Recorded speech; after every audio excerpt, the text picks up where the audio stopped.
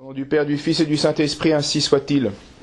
Quittons un peu les réflexions plus de théoriques et de principes pour de nouveau contempler simplement les exemples des saints, et particulièrement une qu'on pourrait qualifier en correspondance avec l'évangile du jour, une ouvrière de la première heure. Et vous verrez sa conclusion à la fin de ses jours.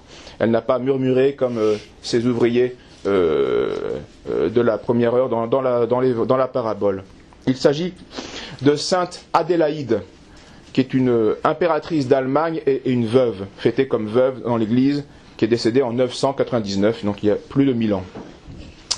Adélaïde naquit en 931 de son père, Rodolphe, dit le Belliqueux, qui était roi de Bourgogne, et de sa mère, Berthe de Souabe, qui était descendante de Charlemagne. Adélaïde signifie noble serment. Pourquoi ce nom ? Parce que, en signe d'alliance entre Hugues d'Arles, qui était roi d'Italie, et Rodolphe, donc le roi de Bourgogne, les deux princes fiancèrent l'un à l'autre leurs enfants, en signe de paix et d'amitié. Et c'est ainsi que donc Lothaire a été fiancé à Adélaïde, qui venait tout juste de naître. À la mort de son père, de Rodolphe, Hugues, prit sous sa protection la veuve Berthe et sa fille Adélaïde qui avait 6 ans. Élevée dans un palais somptueux, sans souci, elle reçut malgré tout une éducation qui lui évita la mollesse et qui lui apprit de bonne heure à plier sa volonté à l'obéissance, à l'humilité et à la piété. Et Adélaïde, fidèle à la grâce, sut aussi imposer silence aux murmures de ses passions et progressa dans les vertus. En 947, on célébra à Pavie, donc capitale du royaume d'Italie à l'époque, la bénédiction nuptiale, le mariage entre Lothaire et Adélaïde, qui avait alors 16 ans. Son époux était subjugué par sa piété et l'amabilité et la force des exemples de sa femme. Et il s'efforça de l'imiter dans ses vertus et ses pratiques pieuses. Le soin qu'Adélaïde donnait aux affaires de son salut ne l'empêchait point de vaquer à ses autres devoirs. Elle avait donc des heures marquées pour aller prier dans son oratoire, et aussi des heures, bien sûr, pour se livrer avec zèle ensuite à l'administration de sa maison. Mais Adélaïde va être frappée par de terribles coups de la providence, des terribles épreuves. Béranger, qui était un marquis d'Ivray près de Turin, va faire la guerre subitement au royaume d'Italie et va s'emparer de la Lombardie, donc du royaume d'Adélaïde et de Lothaire. Et Adélaïde va perdre en même temps son époux et ses états. Après 3 ans de mariage, Lothaire donc mourait subitement d'une attaque de frénésie selon les courtisans de Béranger, mais selon au dire des autres, il avait été empoisonné par un breuvage donné par Béranger, qui l'avait fait prisonnier. En tout cas, Adélaïde, elle, se retrouve veuve à 19 ans, avec une petite fille, Emma. Elle est sans protecteur et sans ressources.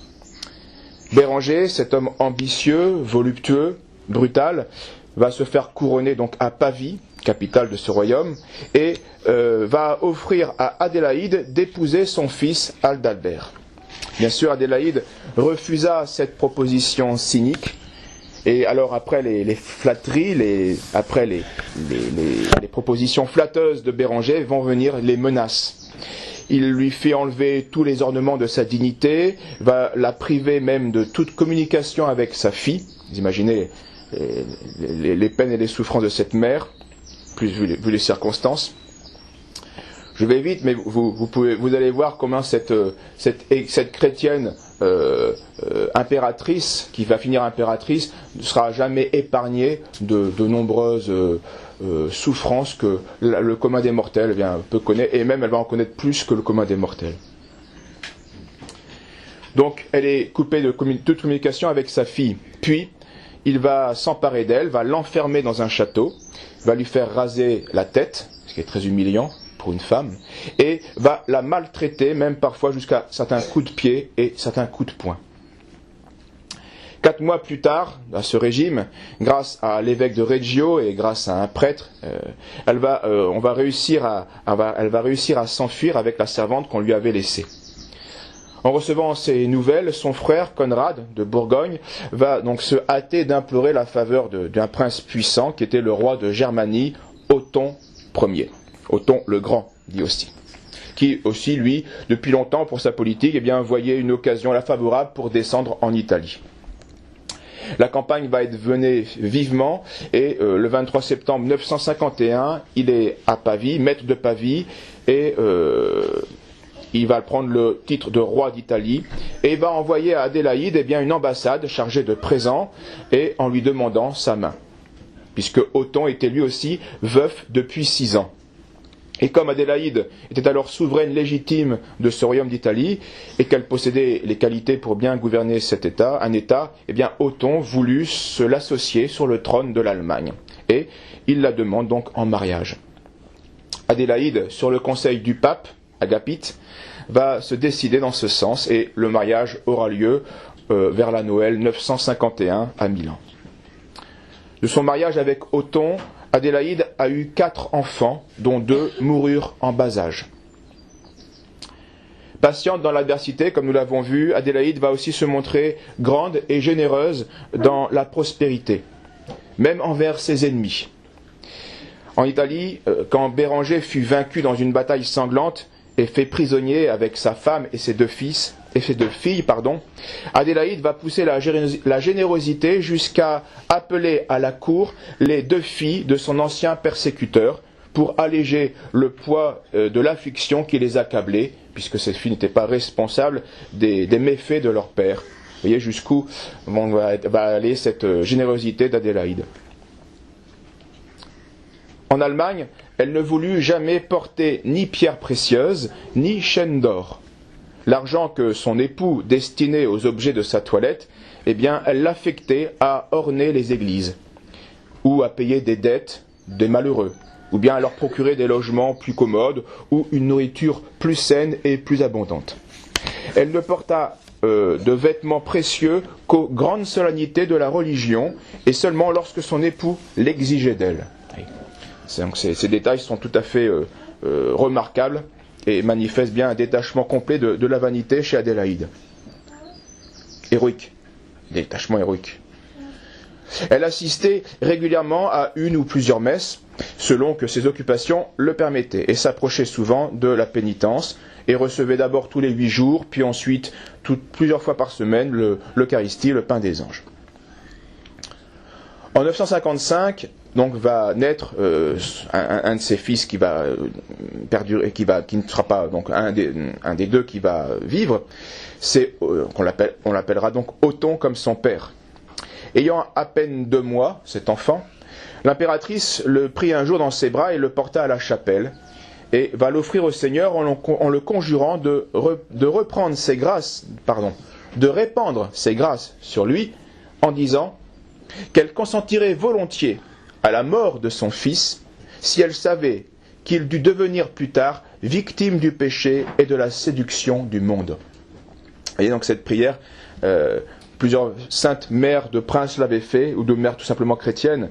On connaissait cette anecdote de Blanche de Castille, on peut rajouter Sainte Adélaïde envers son fils Othon. Blanche l'avait fait envers Saint Louis. Des contradicteurs à la cour d'Allemagne prétendent dire que sous prétexte de veiller à l'innocence de son fils, Adélaïde en fait amollissait le courage de son fils qui devait être empereur, roi, et qu'elle l'éduquait plus comme un solitaire du désert plutôt que comme un futur prince. Alors, cependant, Adélaïde ne fléchit pas, connaissant trop les abus d'une éducation profane, pour reculer devant ces difficultés chimériques. Et elle va s'adjoindre, pour éviter de nouvelles calomnies, dans l'éducation de son fils, Saint Brunon, qui était archevêque de Cologne et aussi le frère d'Othon Ier, donc de son époux, et d'un prêtre savant de l'époque, l'abbé Gerbet. Aux leçons des maîtres, elle joindra ses propres réflexions et inspirera surtout au jeune Othon la plus grande soumission à l'Église catholique, lui rappelant tout simplement la politique du Christ roi, lui rappelant souvent son origine céleste, ses triomphes sur les erreurs du paganisme, les services immenses que l'Église avait rendus au monde et qu'elle lui rendait encore tous les jours.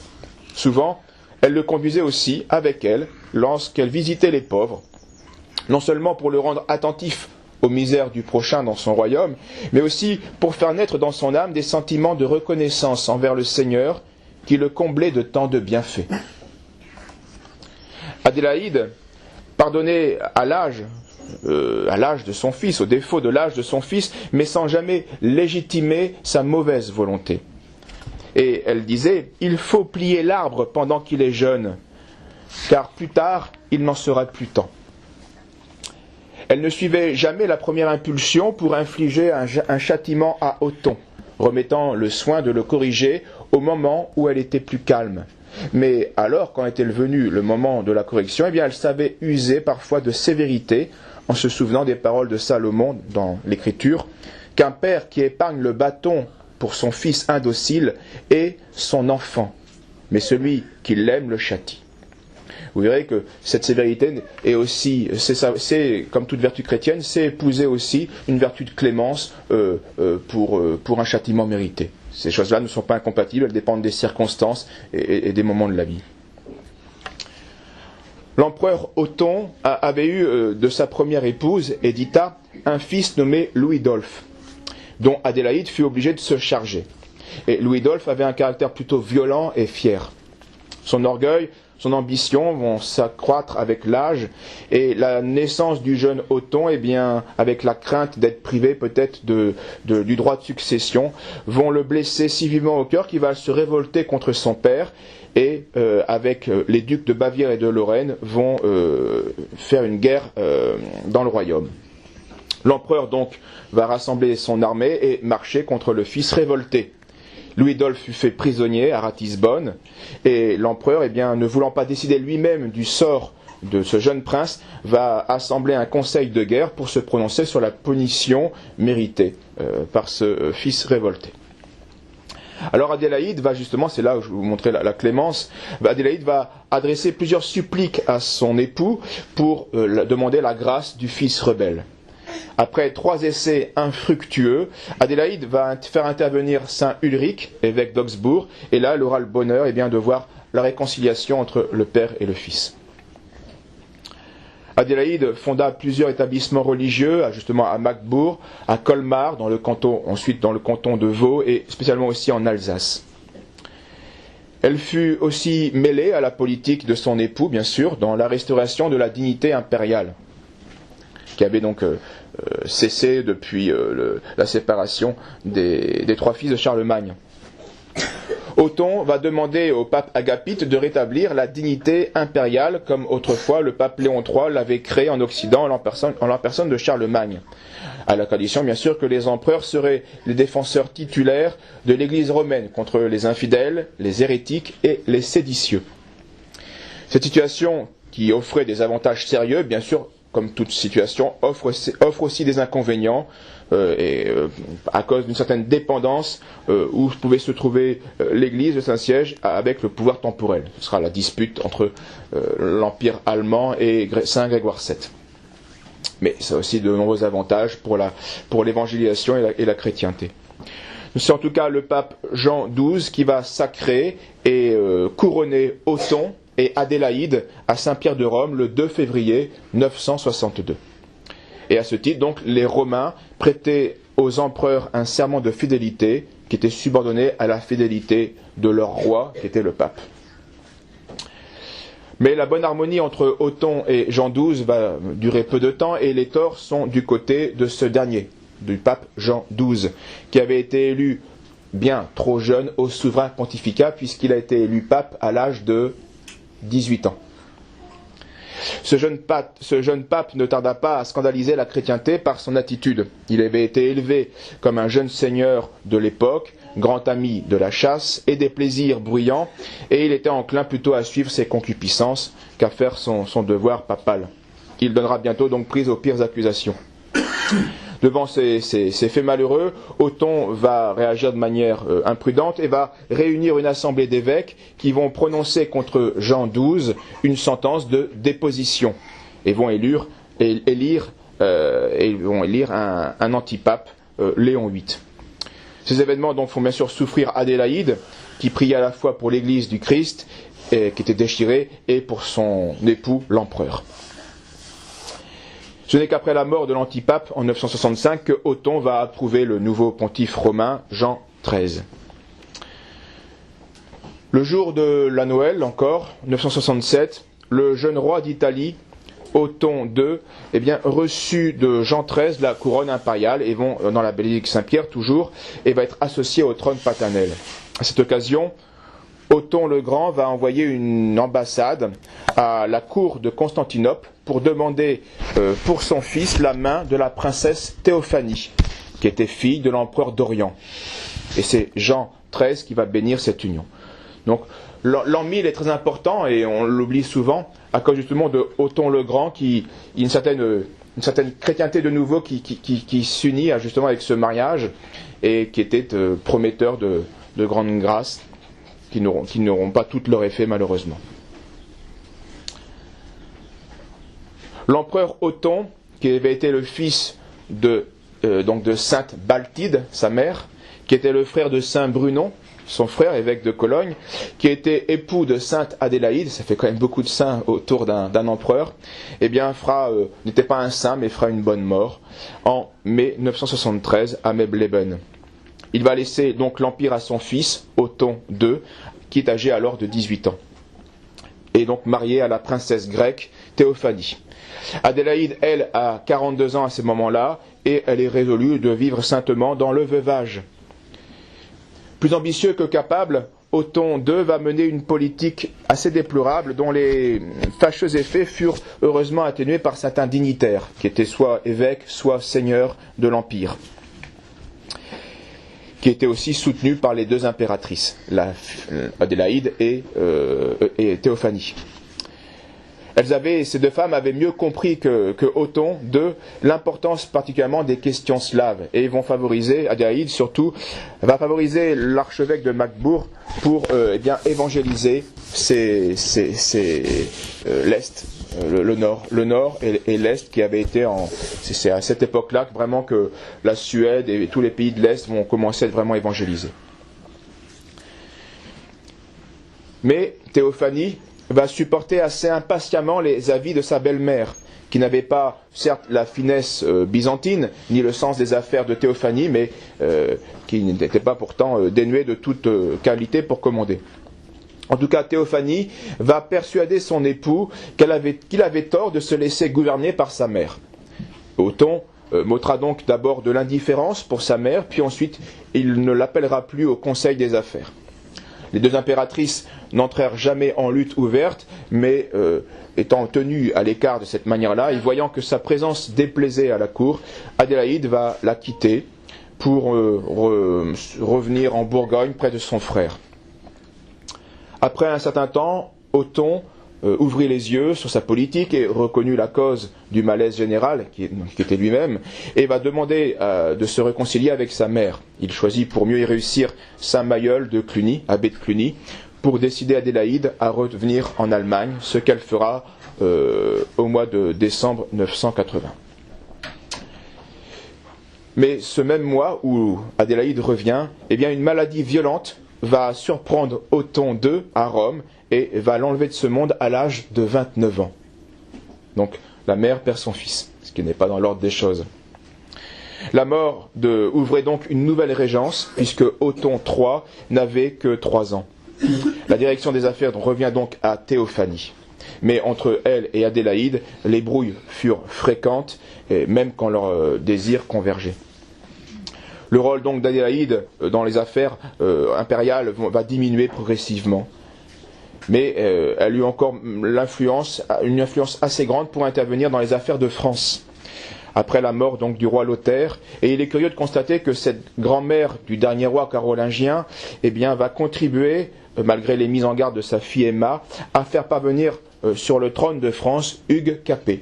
C'est grâce à Adélaïde que Hugues Capet est monté sur le trône de France, qui était jugé moins dangereux pour les affaires, pour l'Empire, que les Carolingiens en France.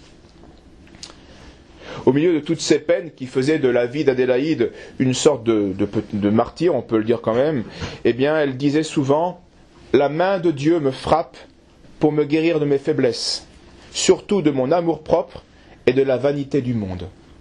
Retenons cette sentence sage de cette sainte femme, car elle vaut pour tout chrétien.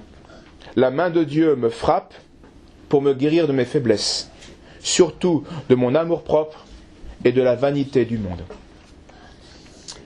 Mais le 15 juin 991, Théophanie, elle aussi, va mourir de manière subite. Toute l'Allemagne verra une punition dans cette mort prématurée. Donc c'est à la régence de Otton III revient à Adélaïde de nouveau, car il n'avait que 11 ans. Adélaïde est donc revenue plus puissante que jamais, mais elle ne regardait pas cette élévation, que comme un poids. Elle avait vu 3 trônes déjà, et pas mal de morts. Et la connaissance qu'elle avait acquise des hommes et des événements lui fournit assez de prudence politique et de bon sens pour ne pas modifier la ligne politique de sa belle-fille Théophanie défunte. Elle opéra cependant plusieurs changements dans quelques branches d'administration. Et quoiqu'elle eût le pouvoir de se venger de certains de ses ennemis qu'il avait calomniés, elle rendit là encore le bien pour le mal, comme le rapporte saint Odilon, son historien. Elle s'appliqua à rendre en tout cas à chacun prompte et bonne justice, sans distinction de rang et de condition. Et c'est là la qualité essentielle du chef. On attend d'un chef et on demande du chef simplement et avant tout cela, qu'il s'applique à rendre à chacun prompte et bonne justice, sans distinction de rang ni de condition.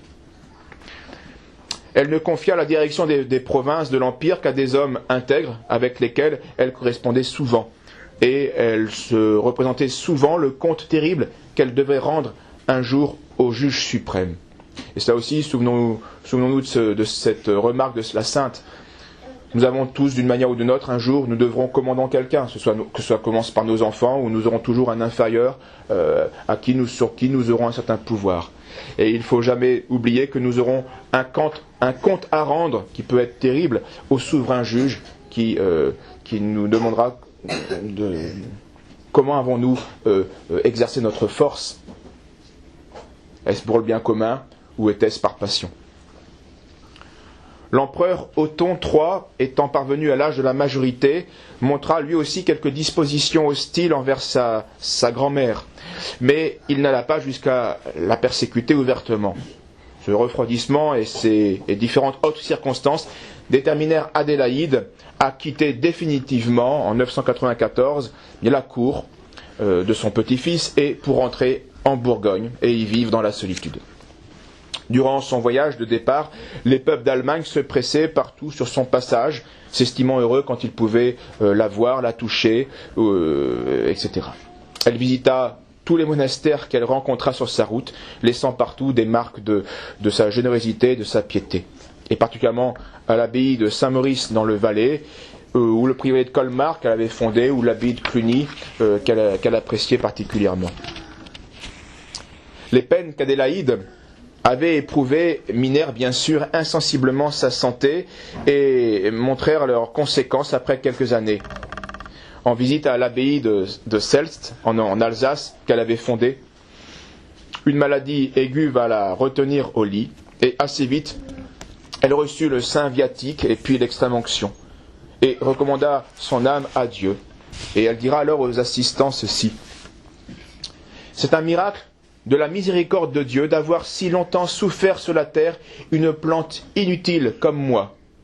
Je devrais rendre d'éternelles actions de grâce à Jésus-Christ des innombrables bienfaits dont il m'a comblé.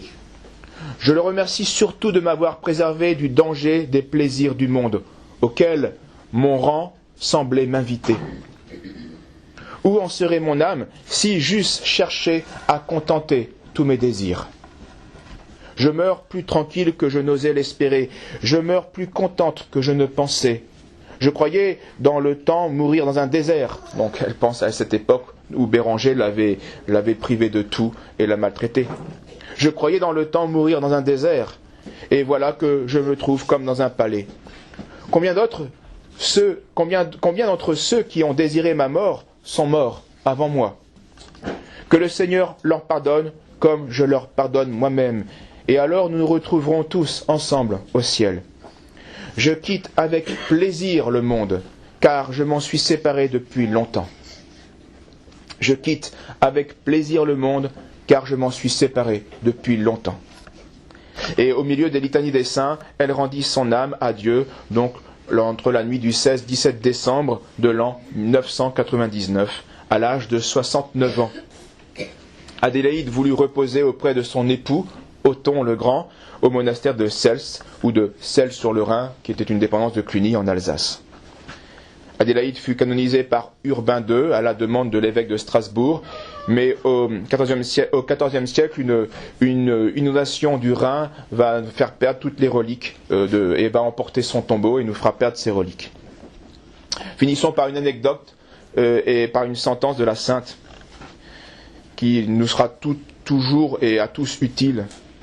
Après avoir fait rebâtir le monastère de Saint-Martin de Tours, donc en France, qui avait été ruiné par un incendie, elle avait envoyé aussi un manteau impérial, comme don à l'abbaye, pour orner le tombeau du Saint-Évêque. Et au messager chargé de porter ses offrandes, elle demanda de faire cette prière au moment de déposer le manteau sur le tombeau de Saint-Martin. Cette prière était celle-ci. Évêque de Dieu, recevez ces humbles présents que vous offre par mes mains Adélaïde, servante des serviteurs de Dieu, pécheresse par nature et impératrice par la grâce du Seigneur. Ces trois titres résument bien toute la sainteté, la conscience chrétienne de cette sainte. Servante des serviteurs de Dieu, pécheresse par nature, mais impératrice par la grâce du Seigneur. Au nom du Père, du Fils et du Saint-Esprit, ainsi soit-il.